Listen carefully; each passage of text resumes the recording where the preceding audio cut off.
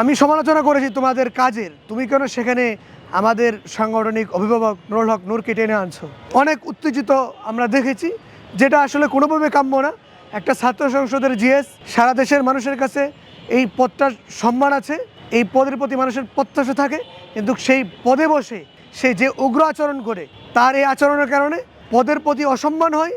রাজশাহী বিশ্ববিদ্যালয়ের ছাত্র সংসদের যে জিএস সালাউদ্দিন আম্মারের সাথে যে ছাত্র অধিকার পরিষদের রাজশাহী বিশ্ববিদ্যালয়ের সভাপতির যে ঘটনা, সেটা আসলে একটা ফেসবুক পোস্টকে কেন্দ্র করে আমি যতটুকু জানতে পেরেছি, রাজশাহী বিশ্ববিদ্যালয়ের ছাত্র অধিকার পরিষদের সভাপতি ছাত্র সংসদ কেন্দ্রিক একটা সমালোচনামূলক পোস্ট দিয়েছিলেন।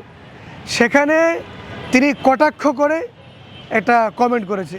সেটা সম্ভবত ডাকসুর সাবেক বিপি বর্তমান প্রতিমন্ত্রী নুরুল হক নূরকে একটা কটাক্ষ করে কমেন্ট করেছে।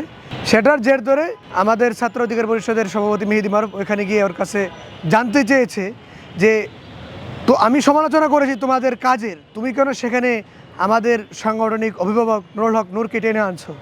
তো এটাকে নিয়েই এক ধরনের বাকবিতণ্ড হয়েছে। সেটা আসলে যতটুকু জবাবদিহিতা জানতে চাওয়া এতটুকুর মধ্যে থাকলে হয়তো সমস্যা ছিল না, কিন্তু যে পর্যায়ে গিয়েছে এটা অত্যন্ত দুঃখজনক।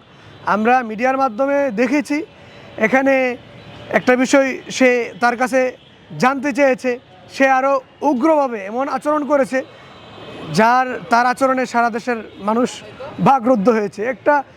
আপনি যখন নেতৃত্বে থাকবেন বা একটা কাজের দায়িত্বে থাকবেন, আপনার কাছে মানুষ প্রশ্ন করতেই পারে। আপনার প্রশ্ন করার কারণে আপনি একজনকে কটাক্ষ করছেন, সেটাও অযৌক্তিকভাবে।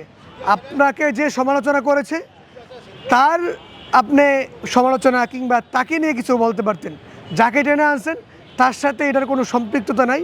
সেটা যখন আবার তার কাছে জানতে চাওয়া হয়েছে, তখন আবার তাকে অনেক উত্তেজিত আমরা দেখেছি, যেটা আসলে কোনোভাবে কাম্য না।